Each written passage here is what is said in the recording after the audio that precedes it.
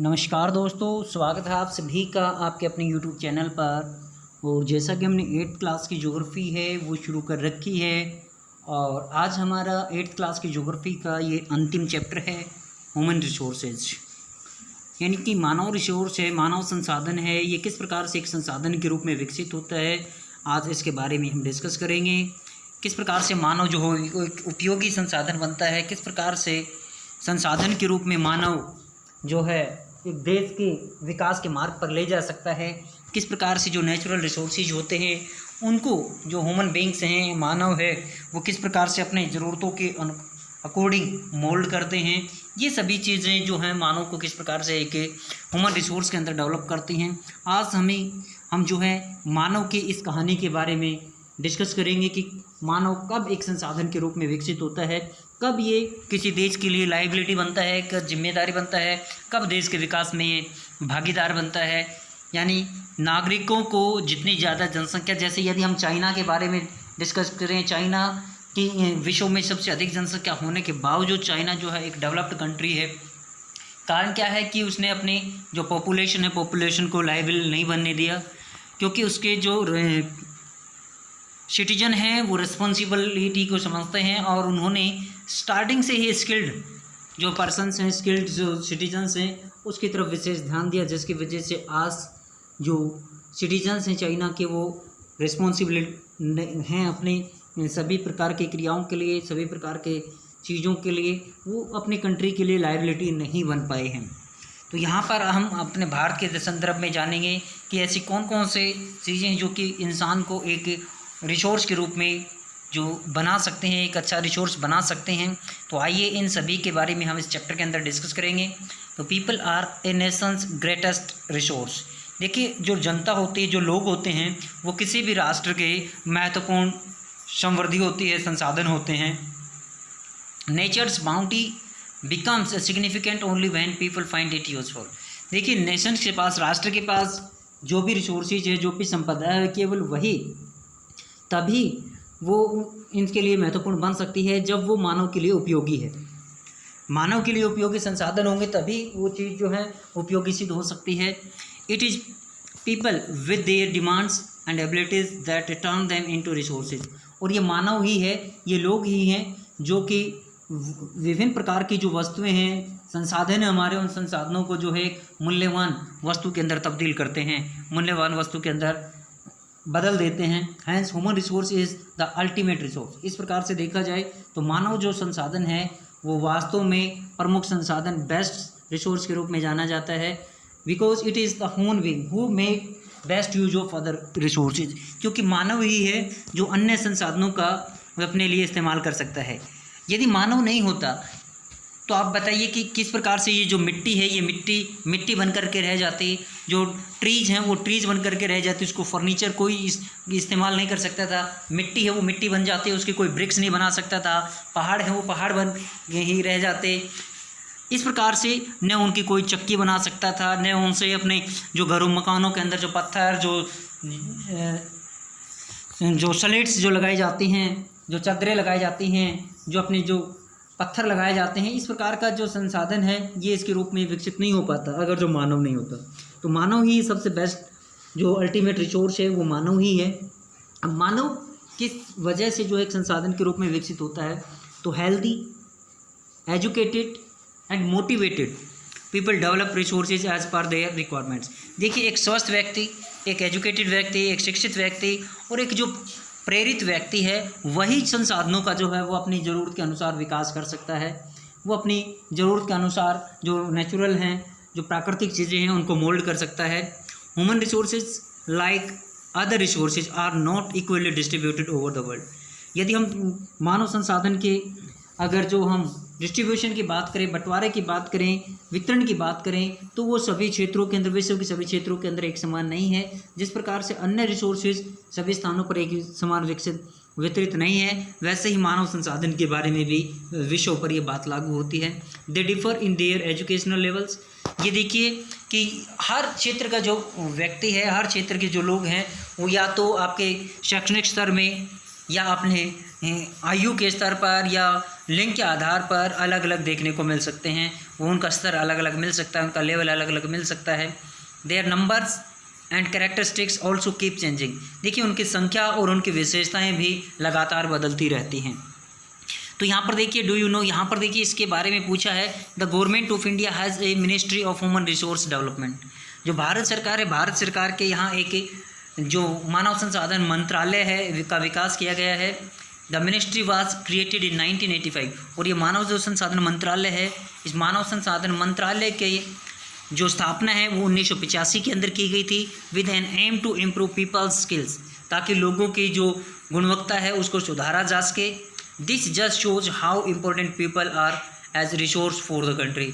और ये बात इस बात को सिद्ध करती है, और यही चीज़ें जो है सिद्ध करती हैं कि मानव जो है किसी भी राष्ट्र के लिए, वो किसी भी राष्ट्र की जनता है वो राष्ट्र के लिए कितनी महत्वपूर्ण है, राष्ट्र उसके विकसित करने में कितना महत्वपूर्ण है, कितनी महत्वपूर्ण भूमिका निभा रहा है।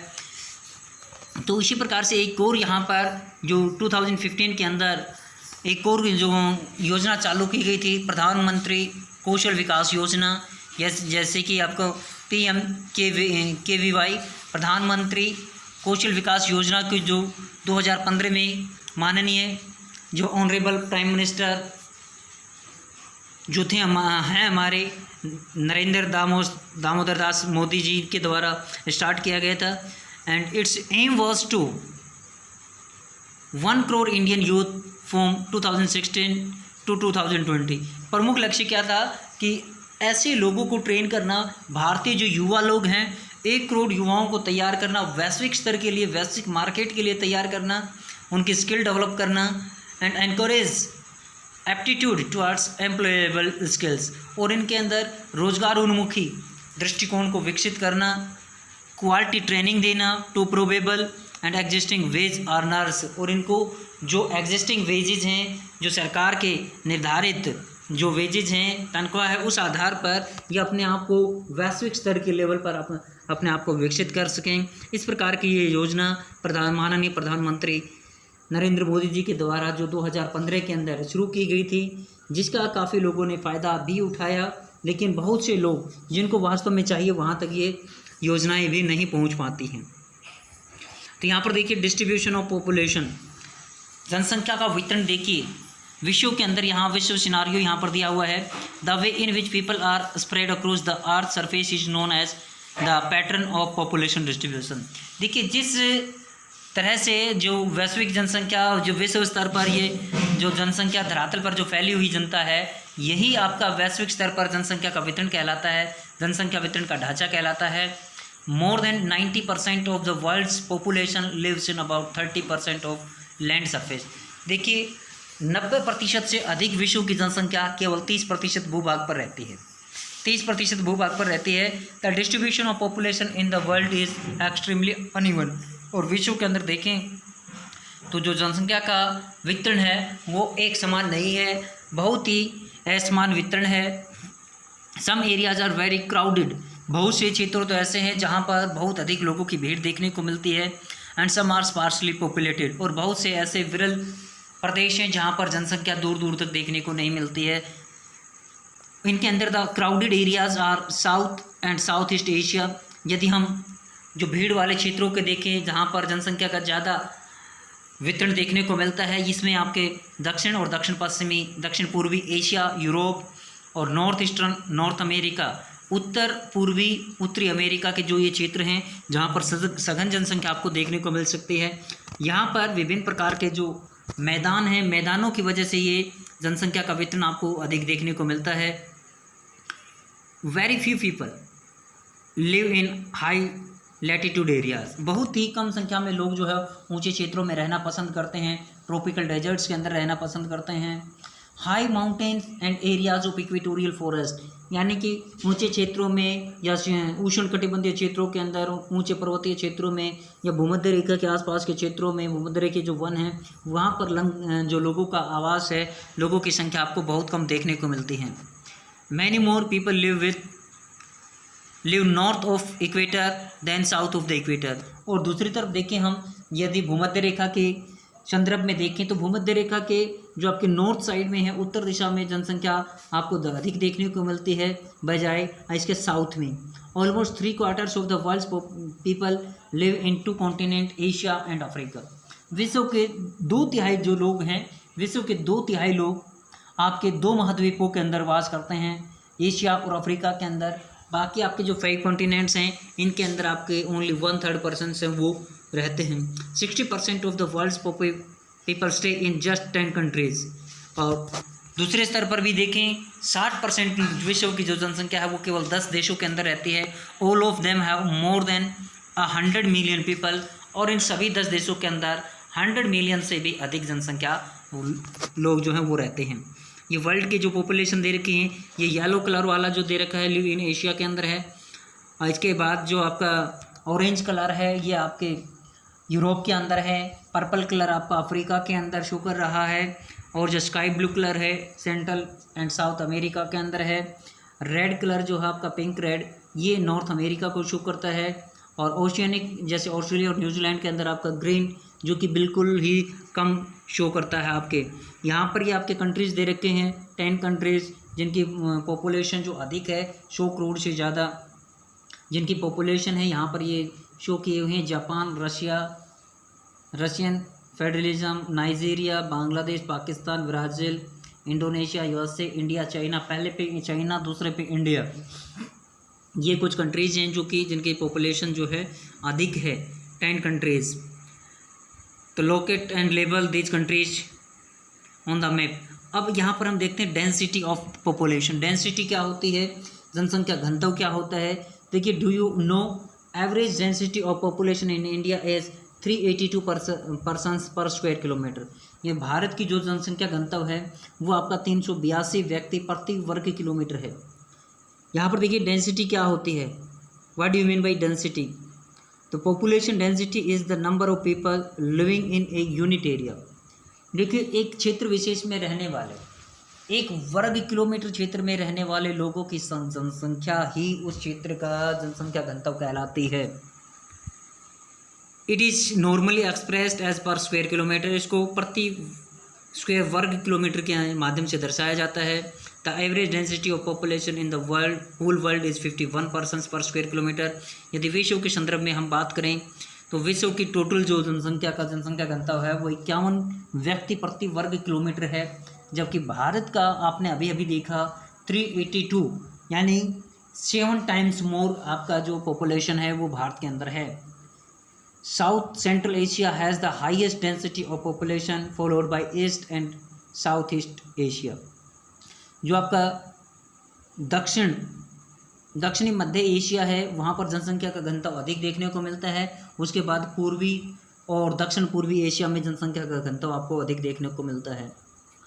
अब यहाँ पर एक आपके लिए क्रिया दी हुई है, एक एक्टिविटी है। देखिए, when all the 30 students are present और क्लासरूम सीम्स वेरी क्राउडेड। जब हमारी कक्षा के सभी विद्यार्थी 30 विद्यार्थी क्लास में मौजूद होते हैं तो क्लास हमें जो है क्राउडेड लगती है, भीड़ वाली लगती है। But when the same class is seated in the school assembly hall it seems so open and एम्प्टीफाइड।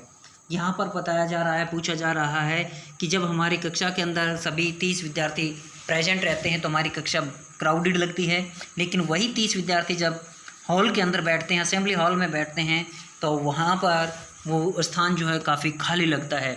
तो यहाँ पर इसका आंसर बिल्कुल सिंपल आंसर है, बिकॉज द साइज और area of the hall is much larger than that of the classroom.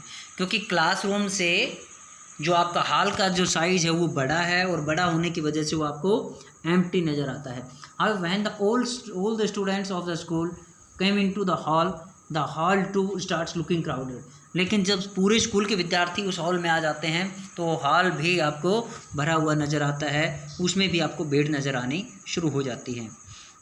तो आज हम इतना ही जानते हैं, डेंसिटी के बारे में हमने जाना और पॉपुलेशन डिस्ट्रीब्यूशन उसके बारे में हमने जाना, विश्व के अंदर कहाँ कहाँ पर पॉपुलेशन के जो सघनता पाई जाती है उसके बारे में हमने जाना। तो आज के लिए इतना ही। Thank you, have a nice day.